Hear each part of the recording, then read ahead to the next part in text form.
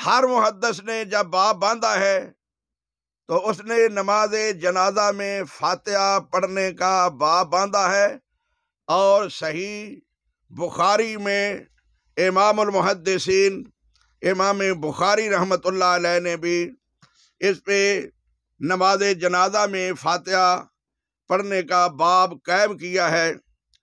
یہ میرے ہاتھ میں صحیح البخاری ہے، اس کا ترجمہ کرنے والے مولانا ظہور الباری اعظمی ہیں، یہ حنفی المسلک ہیں۔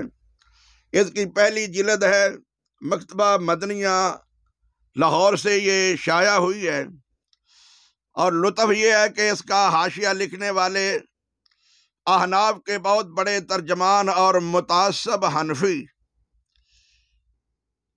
امین اکاڑوی صاحب ہیں۔ اس کے 622 صفحہ کے اوپر باب ہے قراءت فاتحۃ الکتاب علی الجنازۃ،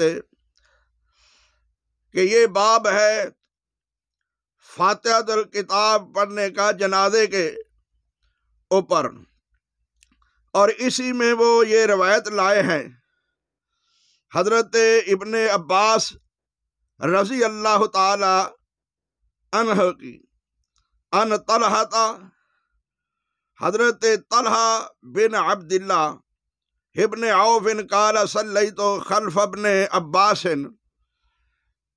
طلحہ بن عبداللہ بن عوف فرماتے ہیں قال صلیت خلف ابن عباس، میں ابن عباس کے پیچھے نماز پڑھی، علی جنازۃ، جنازہ کے اوپر، فقرأ بفاتحۃ الکتاب، تو انہوں نے قرات کی فاتحۃ الکتاب کی، پڑھا فاتحہ کو، وقال لتعلموا انها سنۃ،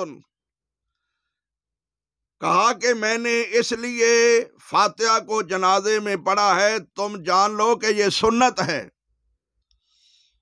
تو میرے بھائیو، ابن عباس کا سنت کہنا اس بات کی دلیل ہے کہ نبی کریم صلی اللہ علیہ وسلم کی سنت ہے، وہ کسی اور کی سنت تو نہیں کہہ سکتے تھے۔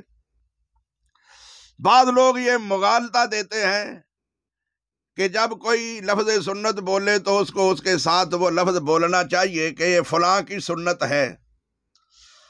تو بھائی، یہ اس وقت لفظ بولا جاتا ہے جب کسی اور کی طرف نسبت سنت کی ہو۔ جب عام مطلق لفظ بولا جائے تو پھر اصول ہے، علماء احناف نے بھی یہ مانا ہے کہ اس سے مراد سنت رسول ہوتی ہے، پھر صحابی بولے تو وہ تو سنت رسول ہی ہوگی، یہ اصول کی کتابوں میں لکھا ہوا ہے۔ پھر لطف کی بات ہے کہ اسی کتاب کے 622 صفحہ کے اوپر حاشیہ کے اندر امین اکاڑوی صاحب خود لکھ رہے ہیں کہ حنفیہ کے نزدیک بھی نماز جنازہ میں سورت فاتحہ پڑھنا جائز ہے، جب دوسری دعاؤں سے اس میں جامعیت بھی زیادہ ہے تو اس کے پڑھنے میں حرج کیا ہو سکتا ہے، البتہ دعا اور ثنا کی نیت سے اسے پڑھنا چاہیے، قرات کی نیت سے نہیں۔ یہ بات تو ٹھیک ہے کہ جنازہ میں پڑھی جا سکتی ہے، پڑھنی چاہیے، دوسری دعاؤں سے یہ جامع دعا ہے، اور نبی کریم نے اسے افضل الدعا بھی کہا ہے۔ افضل الدعا الحمدللہ ترمذی میں آتا ہے۔ یہ جو کہا گیا ہے کہ قرآن سمجھ کر نہ پڑھیں، دعا سمجھ کر پڑھیں، یہ بھی ایک ظلم اور دھوکہ ہے۔ قرآن کو قرآن سمجھ کر نہ پڑھیں، دعا سمجھ کر پڑھیں۔ تو میرے بھائیوں، قرآن میں کتنی دعائیں ہیں، کیا ان دعاؤں کو بھی آپ قرآن سمجھ کر نہ پڑھیں گے؟ سورہ بقرہ کی آخری آیات جو پڑھی جاتی ہیں، یا رب جعلنی مقیم الصلاۃ ومن ذریتی ربنا وتقبل دعا ربنا اغفر لی ولوالدی وللمؤمنین یوم یقوم الحساب، اس میں دعا کا بھی لفظ ہے، اور کتنی دعائیں ہیں جو لفظ رب یا اللہم کے نام سے شروع ہوتی ہیں قرآن و حدیث کے اندر، تو کیا ہم ان کو بھی قرآن نہ سمجھیں گے؟ بھائی قرآن کے اندر دعائیں ہیں، اور قرآن بھی ہے، دعا بھی ہے۔ یہ کون سا فلسفہ ہے؟ کہاں نبی کریم نے یہ تقسیم کی ہے کہ قرآن کو دعا سمجھ کر پڑھو، قرآن سمجھ کر نہ پڑھو؟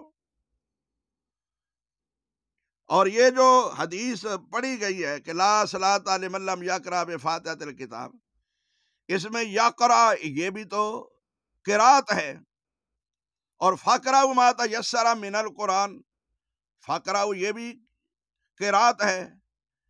تو قرآن پہ لفظ قرات آ رہا ہے، فاتحہ پہ لفظ قرات پڑھنا آ رہا ہے۔ یہ کہہ رہے ہیں کہ قرات نہیں سمجھنی، قرآن نہیں سمجھنا۔ اور نبی کریم صلی اللہ علیہ وسلم نے فرمایا ام القرآن، قرآن کی ماں ہے یہ۔ تو جو قرآن کی ماں ہے وہ قرآن نہیں ہے۔ بعض لوگ یہ بھی کہتے ہیں کہ فاتحہ قرآن سے باہر ہے، یہ بھی غلطی ہے۔ فاتحہ قرآن ہے، دعا بھی ہے، اور اس کے بغیر جنازہ نہیں ہے۔ پھر یہ بھی دھوکہ دیا جاتا ہے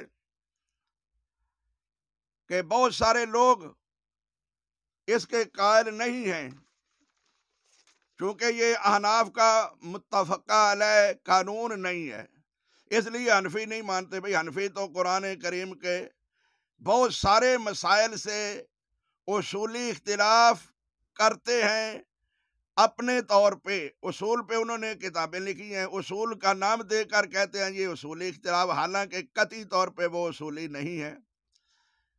یہ اپنے اصول کے تحت کہتے ہیں کہ قرآن میں تضاد ہو گیا ہے۔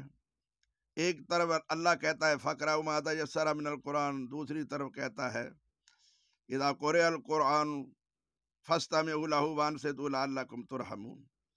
لہذا یہ دونوں آیات آپس میں ٹکرا گئی ہیں، ان دونوں کے حکم کو چھوڑ دو اور حدیث کی طرف چلو۔ تو پہلی بات تو یہ ہے کہ یہ اصول بھی ان کا غلط ہے۔ یہ کہتے ہیں ہم اصولی اختلاف کرتے ہیں، میں کہتا ہوں کہ یہ فضولی اختلاف ہے، اصولی نہیں ہے۔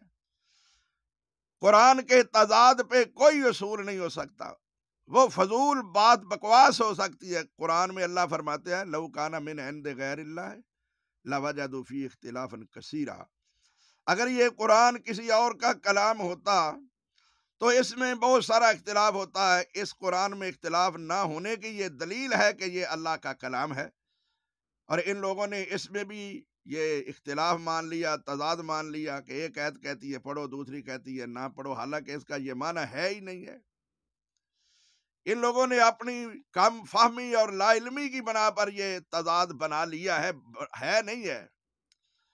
نبی کریم کو یہ پتہ نہیں چلا کہ یہ تضاد ہے، یا وہاں پڑھنے کا حکم ہے یا نہ پڑھنے کا حکم ہے۔ اس کے باوجود آپ کہہ رہے ہیں کہ لا صلاۃ لمن لم یقرأ بفاتحۃ الکتاب۔ اس آدمی کی نماز نہیں جس نے نماز کے اندر سورہ فاتحہ نہ پڑھی، وہ خواہ کوئی بھی ہو، نماز کوئی بھی ہو۔